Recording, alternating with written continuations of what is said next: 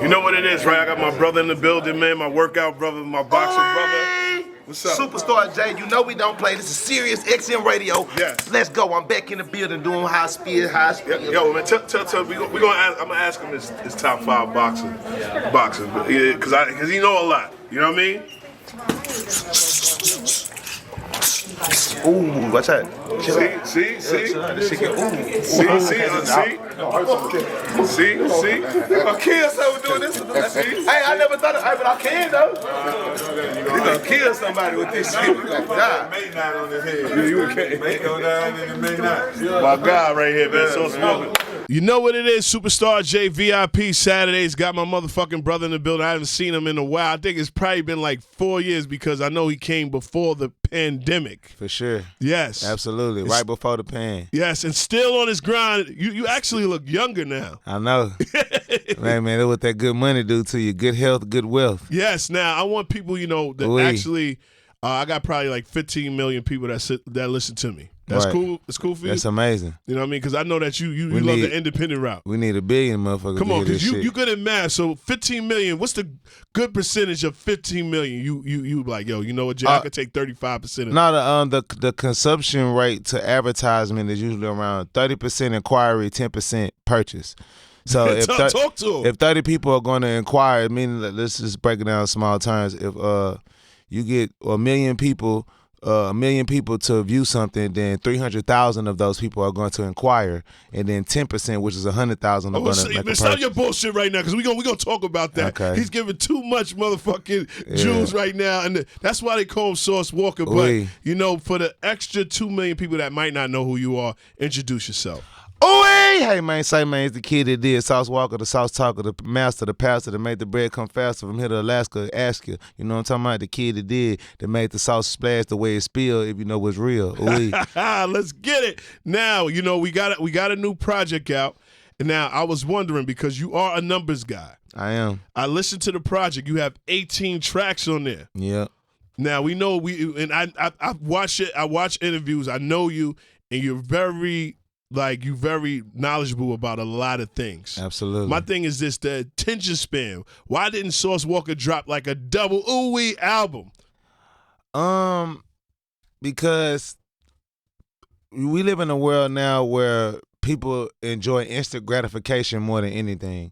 And true enough, people do have short attention spans, but if you have captivating material, then their attention is going to be there because they like to see the ending result of something. And what I mean to say is we grew up in a world where we used to have to wait every Saturday to see our favorite show come on, or every Thursday for the next episode of a series. But we live in a world now where if you have Netflix, you can watch the entire season on the first sit down. And majority of people like to watch. That's what you know what I mean. Yeah. So it's the same thing with music, and it just creates a larger level of compound interest that you create when you add in more music and more material on top of each other.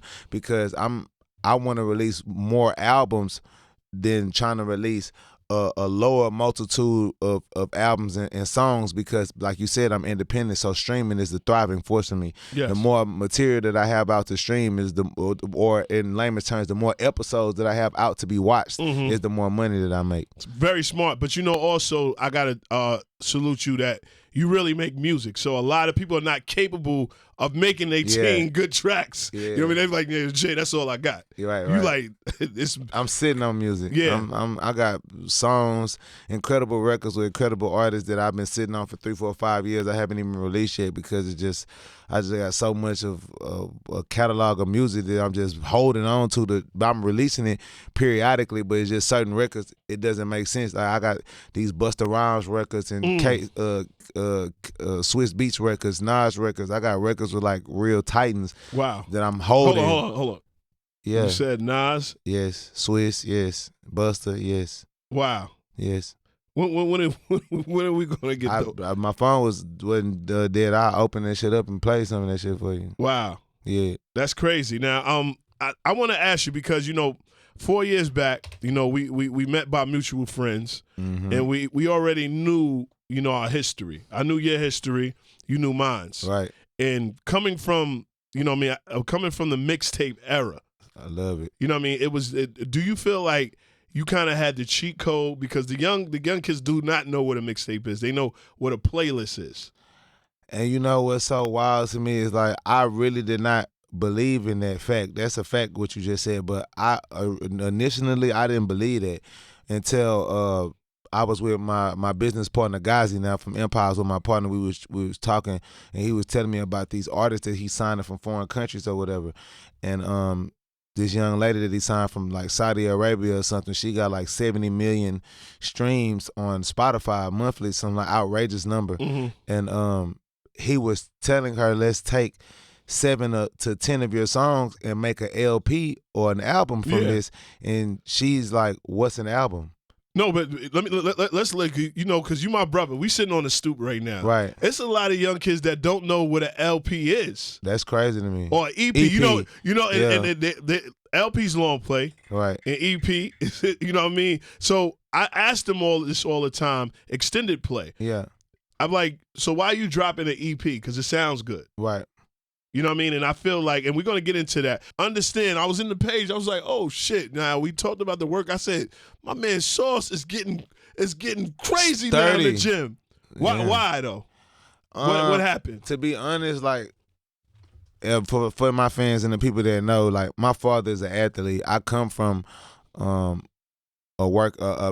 exercising background as far as, like, conditioning, strength and conditioning, and calisthenics, boxing. The only sport I've ever participated in life was boxing. That's the only. I've never played basketball, football. My whole life I only rapped and boxed. You know what I'm saying? Like I grew up in the gym with world champions, the Charlo twins, Juan Diaz, Regis Prograde. I didn't know that. Yeah, we all come out of Savannah Boxing Club. Because you know, like I followed your career, and I'm like, Sauce talk like he could whip somebody out. I've been whooping ass. I got real YouTube. You could put me up on YouTube on multiple occasions, beating people up like real fist fights. Like that's just, you know what I'm saying. I've never had security in my entire rap career. Why? No. Cause I am my security, and I'm the people that's around me. I've been to the penitentiary. Like if I can't have a security guards in the penitentiary with people trying to stab me with knives and sharpened rails that's the size of a baseball bat. Why would I be scared of people in the free world with fists and but guns? you are the the property. You're the investment. Yeah, you know what I mean. And sometimes. You know what I mean? And this is for people I talk about, is that, you're a smart man. You're the investment. And sometimes you don't want to put your man in harm's way because it comes out with more money. No, absolutely. You know what I'm saying? I'm just saying that. Absolutely. But, at the end of the day, heavy is the shoulder of the king who wears the crown. So at the end, I'm a firm believer that life not supposed to be easy. And life not supposed to be a walk in the park. And you gain more honor, more respect, and more badges on your skin when people see that you taking things the hard route, and people love and appreciate you a lot more when they see you come in peace but with aggression. Yeah, people honor that more to know that if situations was to get out of hand right now, I would be going into the controversial state or the confrontational state would be between me and the direct star or the person that is the eye of the apple. And usually when people get into it or think about or conjugating their mind like, okay, I think I want to start a beef or start a situation with them, they knowing that I'm going for the clout, I'm finna get into it with the security guard, other people, I want to make a moment. Yeah. Versus till with me, they know it's like, if I'm going to try to make a moment with Sauce Walka, it's going to be right there. Hey, it's freedom, life or death. You know what I mean? So, Well, that's what it is. Now I want to ask you because a lot of young kids they see you, right? And they don't understand, and we go back to the mixtape days. Yeah. They don't understand that you seen the Sauce Walka now, you seen the Sauce Walka 5 years before, you seen the Sauce Walka before 10 years before. Yeah, I'm 10 years in the game now, 11. 11. Yeah. You know what I mean? And I think I'm like 15, 16, and I feel like I tell people all the time, like I still feel like a rookie and a vet. Right. You know what I mean? And I look at it like when we have, the independent route, you've been very, very successful, and now you partnered up with Ghazi. Right. People don't understand that. Oh, I don't know. You partnered up with Ghazi. Partnership. Yes. But a lot of, I speak to these young dudes, and they're like, yeah, man, I want to go independent. I'm like, you going independent, but you have no type of fan base. Right. You can't be a Sauce Walka. Did you know how Sauce Walka created Sauce Walka? Exactly. Like, did you? Like, I told these DJs, I'm like, yo, it's cool to be hot for a moment, but it's cool to be a brand where you're timeless. Timeless. You want to be a staple. So, what do you give advice for certain kids that say, "Yo, I'm doing an independent route," and then they fail at it? I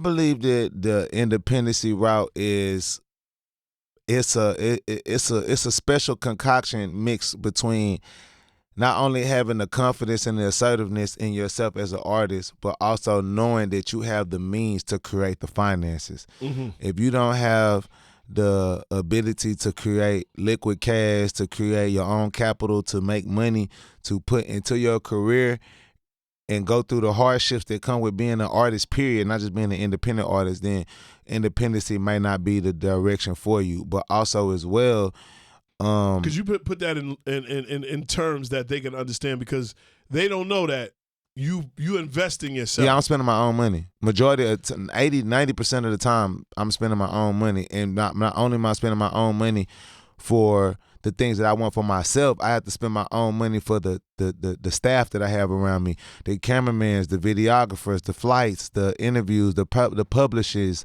I mean the PRs, the public relationship. Just all the different positions that are needed to run the village of an artist's career. I have to facilitate these things on my own. And then also as well is that when you're an independent artist, the blessing is that residually every 30 days you see the profit share of the music that you created, the content that you've created. Mm-hmm. Every artist does not have the fan base or have the following or is getting the engagement and the streams to accumulate a substantial amount of money every month to where it makes sense for them. But in the returning fact, it's a gamble on the other side as a signed artist, because if you're not a signed artist that's touring and a performing artist, but you have great records, then you missing the money that you would have been making as an independent artist. So it's a roll of the dice. And it's also about catalog. See, for me, catalogs, talk to them. Yeah, it's about the catalogs. You go to one of these platforms. You're not gonna see 3 Sauce Walka album. No, I have a real 30 albums. Yes. Just myself though. I own like somewhere around 100 albums is total with my whole record label, but just by myself I have over 30 albums. Wow. Yeah, and again, in whatever business agreements or situations that I do in life, I'm not gonna sell my catalog to anybody. I may move my catalog to a different company without taking any advancement. So you're not gonna do with these certain artists is like right selling now, like $100 million. If they offer you $100 million for your whole catalog, if when I get to a certain age or a certain place in life where, see, and this the thing about me too as well, I've created multiple catalogs. I look at catalogs like neighborhoods. So I in my end result, I'm gonna have a decade catalog from the beginning of my career. Then I'm gonna have another decade catalog. Like, you can break it in my ages. From in my 20s, I have 20 some odd albums that I recorded in my 20s. Then now in my 30s, I'm 34 years old. I'm already at 6-7 albums, 7 albums in my 30s that I've recorded from 2020 to 2024. I turned 30 in 2020. So now now I'm finally starting to work with independent major record labels, get record label services. I was like, yo, I'm right. about to hit and you my catalog is separated from that though. So everything that I did in the first decade of my career is not with Empire. It's separately. So it's like it's a brand new artist, a brand new life, brand new money and everything. See, this is the knowledge that artists need. Major labels can help you very much so, but it's crippling to the artist when you sold your catalog to get that higher amount of money on the advance or to get a bigger initial payment from the record label, because that's the money that you see as your big success mark. You see that as, this is my eureka moment. This means I made it, because this record label is saying they'll give me $2, $3, $4 million right now for my entire catalog. But you have to understand, if your catalog is worth them a couple $1 million, $4 or $5 million, for them to move it over as an insurance policy to make sure that they make their money back that they're giving you, what you just did was turn off your water for the next 10 years. Because if you're making 400, if they'll give you $4 million, that means every year your catalog is probably making $400,000 because annually they have to buy you out for 10x of what you evaluate annually. So if you make a $400,000 a year as a business, I'm trying to make my return of investment within a 10-year span. So I'm only going to give you 10 years of valuation of what you already generating every 12 months. So if I give you $4 million, that means you make a $400,000 you make a $400,000 a year, $40,000 a month. So my goal as a company is I plan to increase that $40,000 a month to maybe 60, 70, 80. So now we making $600,000-$700,000 a year, or maybe $1 million a year. So I make my investment back in less than a 5-year span, and then I have 5 years of profit share to make off you. But you as an artist, you don't make $0 of none of that money because you have to what's called recoup. You got to recoup the money back that they gave you, the money that they invest into your marketing, your advertisement, your travel, room, stay, food, whatever, radio interviews, all of that stuff. And then you also have to recoup back the money that they want to make as profit. They're not just doing it just to make the money back to go to even. Yeah. So these are years and years and years that you putting in a stalemate or in a hole as far as your electronic money, your residual income, your mailbox money, as they say in business companies. We have mailbox money coming in. As a signed performing artist, if you're not a high recouping artist that's making all the millions back that they gave to you up front, then you're going to constantly be living, it's like how they say, living paycheck to paycheck. They're living deal to deal. Wow. And a lot of people spend up, how many people you know that's made $1 million, made $100,000, and then you see him 8 months later, he's back at $4,000 person. But just when COVID was going on, whatever situation, he got a lawsuit check, whatever. At one period of time, you had hundreds and hundreds of thousands of dollars, but now you back to square one with everybody else, but you just have a few items that you accumulated from when you were in your heyday. The blessing of being an independent artist that is successful is that you never can go broke. Wow. Because you living like a person that's has that's won the lottery, and I didn't choose the cash out option. I choose to pay me monthly for the rest of my life. So whatever you accumulating monthly as an artist that's independent, that's a check that goes to you and your family forever. That could be $50,000, $60,000, $200,000. Just like every monthly, yeah. TikTokers, YouTubers. If you look at TikTokers and YouTubers, they making more money than rappers because every 30 days, from all the views, everybody in this room got children that watch YouTube all day. Yeah, even Twitch too. Yeah, Twitch. That's big. Twitch, YouTube, Kick. Yeah. Every 30 days, these streamers are getting a fat ass check. Yeah. 6-figure, 7-figure check. Rappers are waiting to sign a whole record deal and give away 10 years, 5 years, 4 years of their life to make the same check that YouTubers are making every 30 days. And the young YouTubers are laughing. They're 15 years old, over 200 million. And now understand, Sauce, we need a book from you, man. I don't know if you came with. I hear it all the time. It's too much. You're a straight hustler. Yeah. All you got to do is just talk into it. You know what I need from you? A children's book. You know what I mean? Yeah, that'd be dope. For the children, I think that I can see Sauce Walka. I fit that character. Yeah, come on, man. They love me. And big cartoons, all this type of thing. And then we need the book. And then, I don't know, you're a smart man. Tubi is out of control. I think Sauce Walka, I don't know if you have, but are you capable of writing movies? Yeah, I wrote 2 scripts before. I just never, the scripts that I wrote, my twin brother was like the star actor damn near in both roles. Like, so you have a twin, really? Yeah, we the Sauce twins. All like right. we created the whole whole conglomerate together. Okay. And I based the movies like they're around us or different stories of our lifestyle, but I wanted him to be like the main character, him and my brother Sauce Man, because obviously in a movie script, people that's produced by TSL for me, they're gonna obviously expect me to be the main character.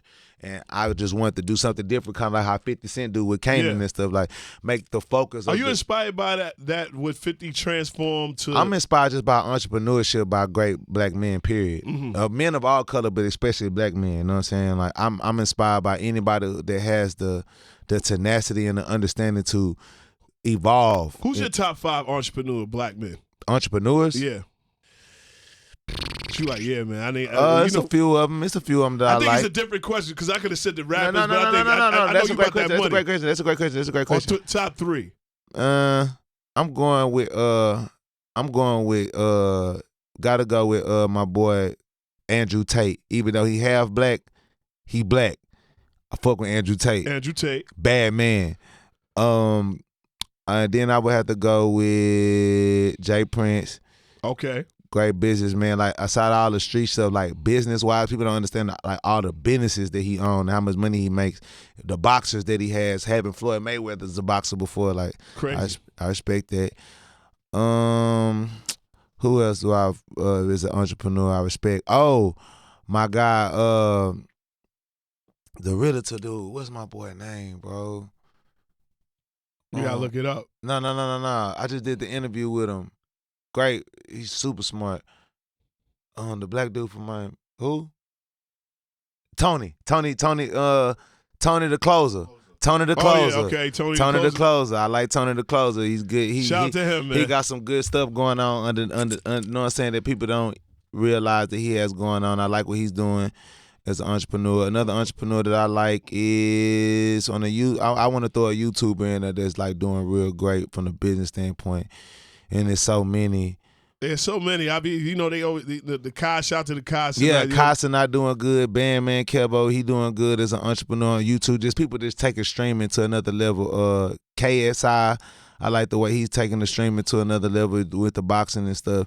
And just, you know, I just like people that just like take stuff and be innovative. One more question I gotta ask you, cause you in the box. I didn't know Rick that you was Ross. a boxer. Oh, Gotta throw Rick Ross. Rick Ross might be number one. all right. Shout out to Ross. One question, gotta ask you.